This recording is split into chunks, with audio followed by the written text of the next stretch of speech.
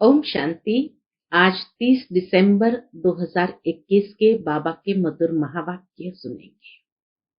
और आज के मुरली में बाबा कहे, तुम सच्चे बाप के साथ सदा सच्चाई से रहो। अगर बाप दादा को सच्चाई से अपना चार्ट नहीं बताया तो जरूर है कि अंदर ही अंदर पाप वृद्धि को प्राप्त करता जाएगा। कहा भी जाता है, सच्चे दिल पर साहब राजी। तो जब सच्चाई से बाबा के श्रीमत पर चलते हैं तो बाबा के दिल तक नशीन सहज बन सकते हैं। दूसरा, आज बाबा ने कर्मातीत स्थिति को प्राप्त करने वाले बच्चों की निशानी बताई।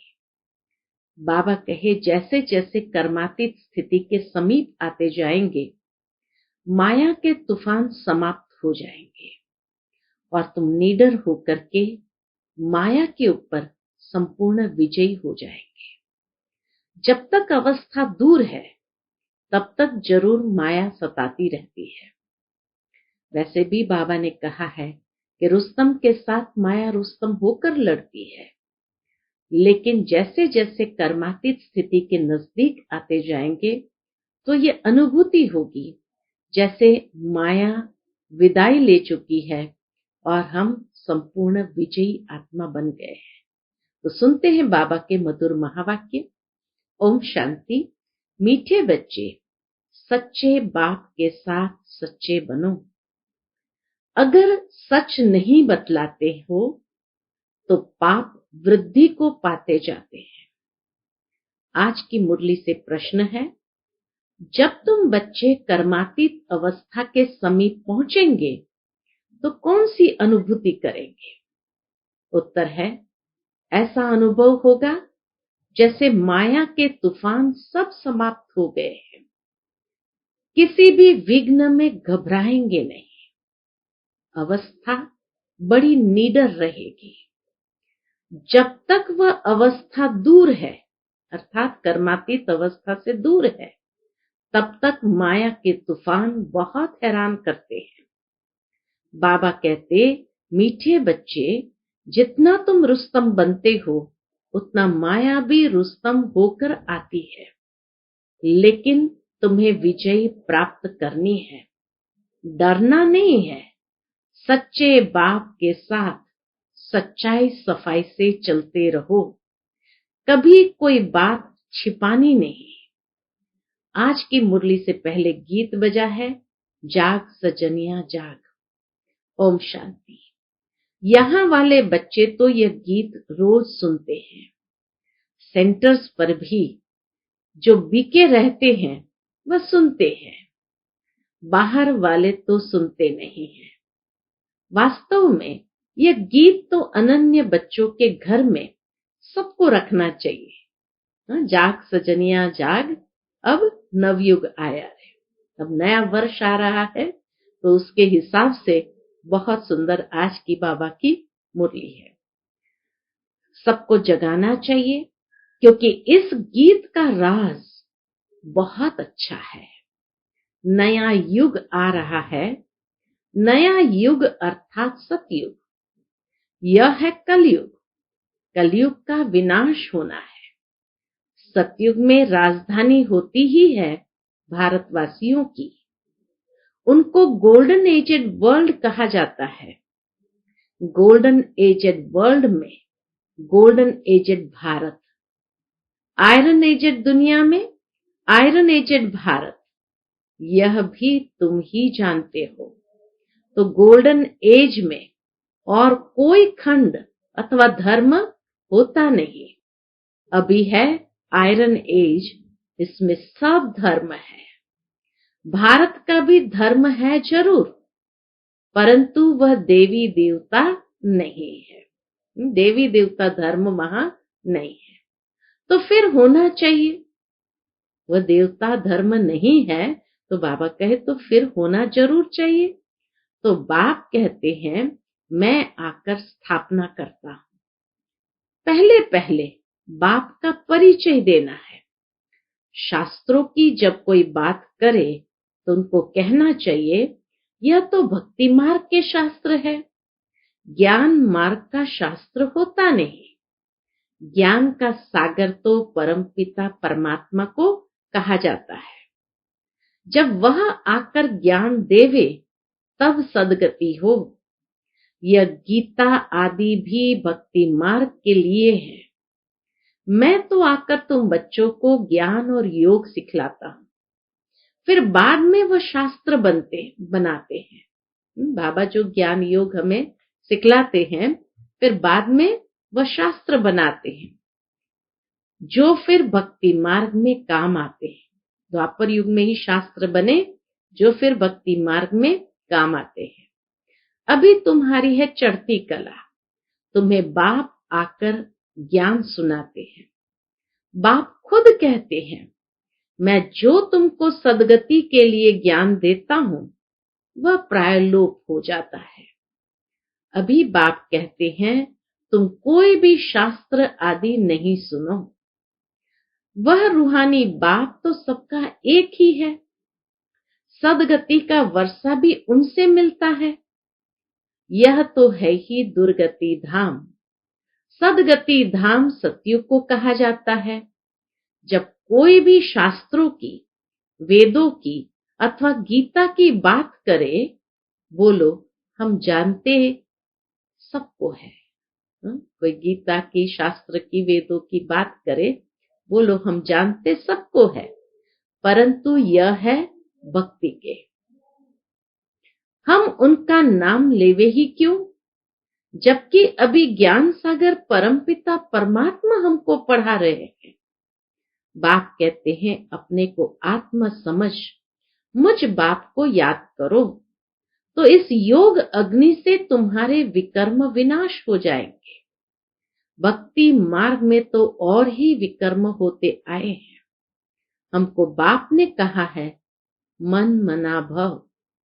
वही ज्ञान का सागर पतित पावन है। पतित पावन कृष्ण को नहीं कहा जाता है। अभी हम एक बाप की ही सुनते हैं, उनको कहते हैं शिव परमात्माए नमः। बाकी सबको कहेंगे देवताए नमः। इस समय तो सब तमो प्रधान है।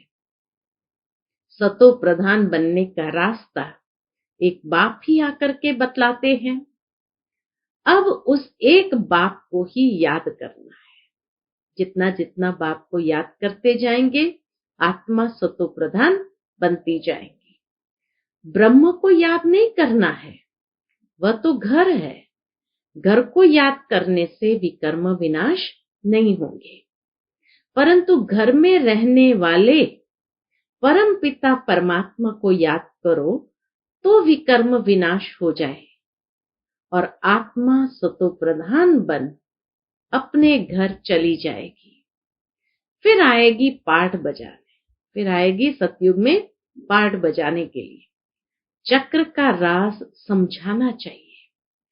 पहले तो यह समझे कि इन्हों का ज्ञान सुनाने वाला निराकार परमपिता परमात्मा है। बाबा कहे, पहले तो मनुष्य को इस बात को समझना होगा कि इन्हों को ज्ञान सुनाने वाला निराकार परमपिता परमात्मा है। कोई कहे, तुम तो ब्रह्मा से सुनते हो, बोलो नहीं, हम मनुष्य से नहीं सुनते। इन द्वारा हमको परमपिता परमात्मा समझाते हैं। हम इनको यानी ब्रह्मा को परमात्मा नहीं मानते हैं। सबका बाप शिव ही है। वर्षा भी उनसे ही मिलता है। यह है थ्रू, ब्रह्मा है थ्रू। शिव बाबा ब्रह्मा थ्रू हमें वर्षा देते हैं। ब्रह्मा से कुछ मिलता नहीं है। उनकी महिमा क्या है? महिमा सारी एक शिव की है। वो अगर इसमें नहीं आता तो तुम कैसे आते? शिव बाबा ने ब्रह्मा द्वारा तुमको एडॉप्ट किया है। बाबा के उनको कहो कि अगर वो इसमें नहीं आते, शिव बाबा ब्रह्मा में नहीं आते, तो तुम यहाँ कैसे आते? तो ये ज्ञान भी नहीं होता, ये संस्था भी नहीं होती। तो इसीलिए उनको समझाओ, फिर तुम यहाँ कैसे आते? शिव बाबा ने ब्रह्मा द्वारा तुमको एडॉप्ट किया है, तब तुम बीके कहलाते हो। ब्राह्मण कुल चाहिए ना, कोई मनुष्य अथवा शास्त्र आदि मुक्ति जीवन मुक्ति का रास्ता बता न सके। निराकार परमपिता परमात्मा सदगति दाता ही रास्ता बताते हैं। बहुत बात नहीं करनी चाहिए, फट से कहना चाहिए हमने जन्म जन्मांतर भक्ति की है, अब हमको बाप कहते हैं ये अंतिम जन्म गृहस्थ व्यवहार में रहते कमल फूल समान पवित्र रहो और मुझे याद करो, तो तुम्हारे इस अंतिम जन्म में अथवा पास्ट जन्मों के जो पाप है वह भस्म हो जाएंगे और तुम अपने घर चले जाएंगे। पवित्र होने बिना तो कोई जा नहीं सकते, पवित्र होने बिना कोई उस घर में जा नहीं सकते हैं। तो इसलिए बाबा कहे पवित्र होने बिना तो कोई जा नहीं सकते, पहली पहली बात ही एक समझाओ। तो निराकार शिव बाबा कहते हैं, हे आत्माएं, मैं ब्रह्मा तन में प्रवेश होकर नॉलेज देता हूं, ब्रह्मा द्वारा स्थापना करता हूं, ब्राह्मणों को शिक्षा देता हूं। ज्ञान यज्ञ को संभालने वाले भी कौन होने चाहिए? ब्राह्मण चाहिए ना। तुम अब ब्राह्मण बने हो, तुम जानते हो यह मृत्यु लोक अब खत्म होना है। कलयुग को मृत्यु लोक और सतयुग को अमर लोक कहा जाता है। भक्ति की रात अब पूरी होती है, ब्रह्मा का दिन शुरू होता है। ब्रह्मा सो विष्णु यह भी कोई समझते नहीं, समझे तब जब पूरे 7 रोज आकर सुने। प्रदर्शनी में किसकी बुद्धि में बैठता नहीं, सिर्फ इतना कहते हैं रास्ता अच्छा है, समझने लायक है। मुख्य बात समझानी है, कौन सी मुख्य बात है? गीता के भगवान की। तो बाबा कहे मुख्य बात समझानी है कि गीता का भगवान निराकार शिव है।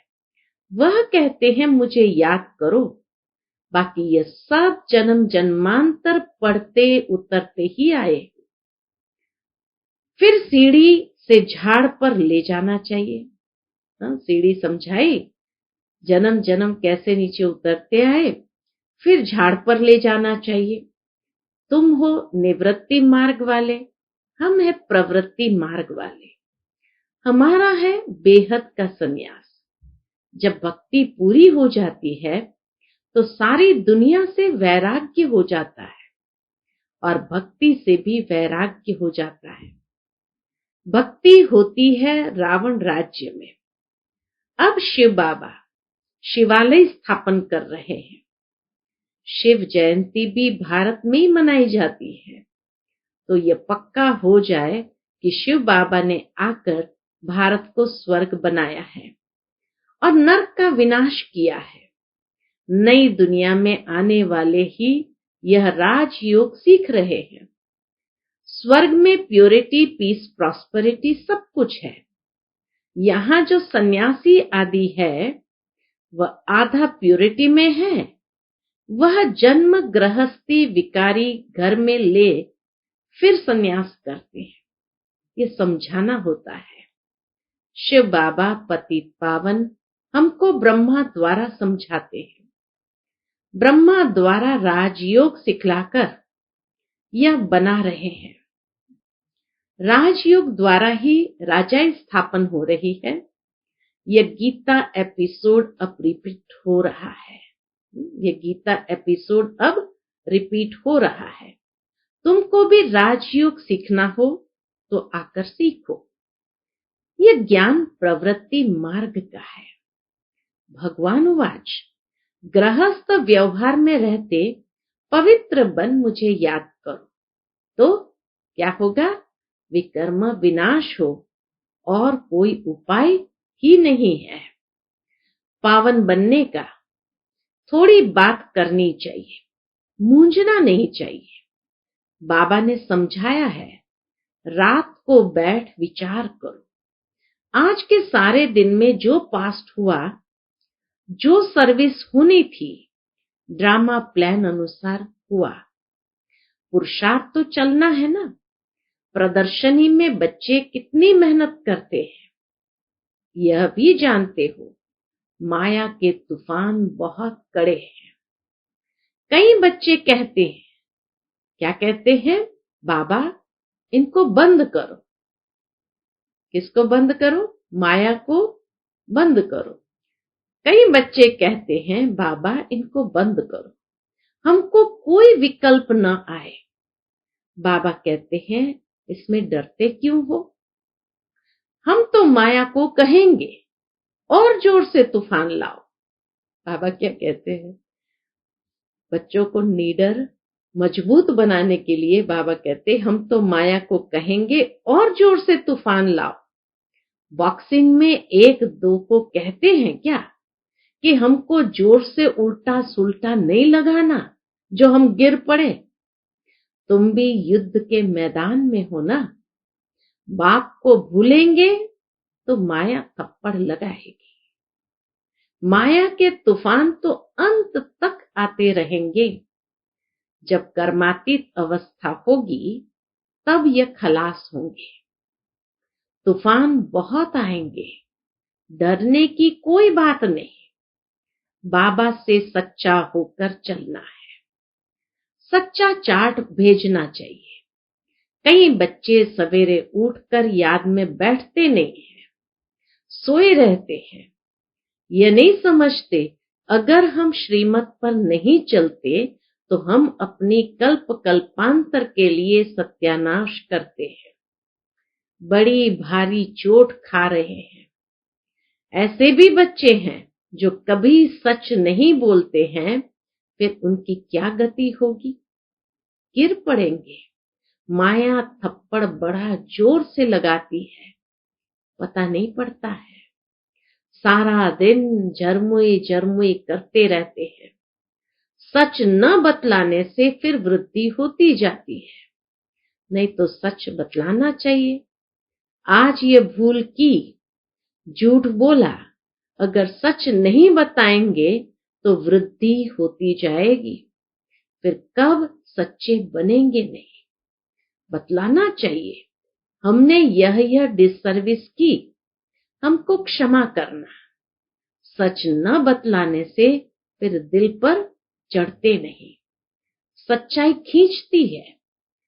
बच्चे खुद भी जानते हैं। क्या जानते हैं? कौन कौन अच्छी सर्विस करते हैं।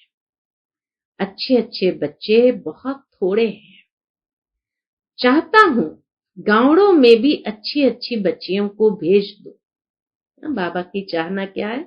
गांवों में भी अच्छी अच्छी बच्चियों को भेज दूं तो सब खुश होंगे।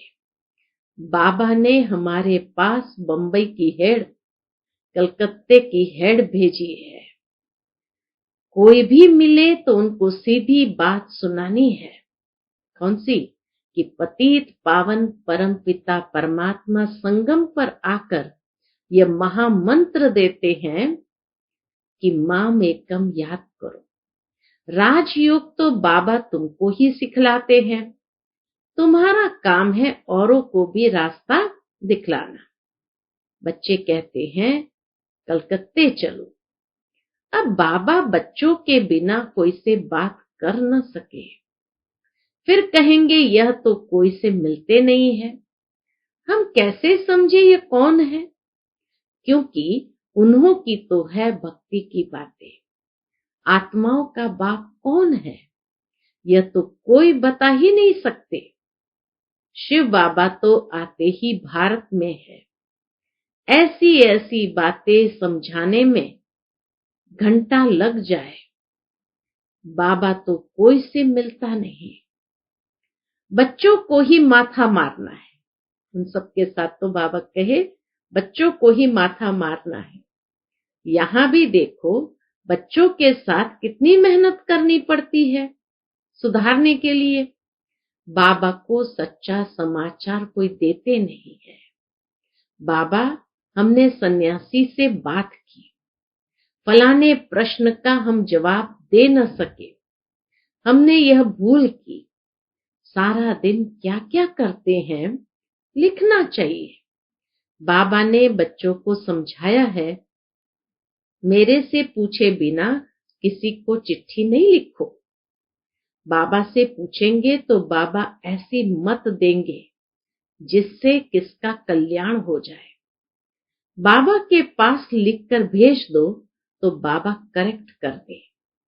बाबा तो युक्ति बताएंगे, देही अभिमानी होकर लिखेंगे तो वह पढ़कर गदगद हो जाएंगे। शिक्षा तो बहुत अच्छी दी जाती है। तुम्हारी एम ऑब्जेक्ट है लक्ष्मी नारायण बनने की। यह तुम्हारा बाप, टीचर, गुरु, भाई आदि सब कुछ है। बाप, टीचर, गुरु, भाई आदि सब कुछ है। हर बात में राय देते रहेंगे। फिर जवाबदारी तुमसे उतर जाएगी, क्योंकि श्रीमत पर चले ना। धंधे आदि के लिए भी समझाएंगे कि कहाँ लाचारी में किसके हाथ का खाना होता है, नहीं तो धंधा आदि छूट जाएगा। चाय नहीं पी तो मिनिस्टर रूठ जाएगा। युक्ति से कहना चाहिए, हम चाय इस समय नहीं पीते हैं, हमको तकलीफ हो जाएगी। कहाँ शादी मुरादी है। कितना अच्छी तरह से बाबा युक्ति बताते हैं कि हम इस वक्त चाय नहीं पीते हैं, हमको तकलीफ हो जाएगी। कहाँ शादी मुरादी है, नहीं जाएंगे तो नाराज हो जाएंगे। तो बाबा कहेंगे ऐसे ऐसे करो, सब युक्तियां बताएंगे। बाबा तो हर एक कंडीशन में किस तरह से चलना है बाबा वह युक्ति बताते हैं। अच्छा, मीठे मीठे सिकिलधे बच्चों प्रति माता पिता बाप दादा का याद प्यार और गुड मॉर्निंग। रूहानी बाप की रूहानी बच्चों को नमस्ते। हम सब रूहानी बच्चों की रूहानी माता पिता बाप दादा को याद प्यार, गुड मॉर्निंग और नमस्ते नमस्ते।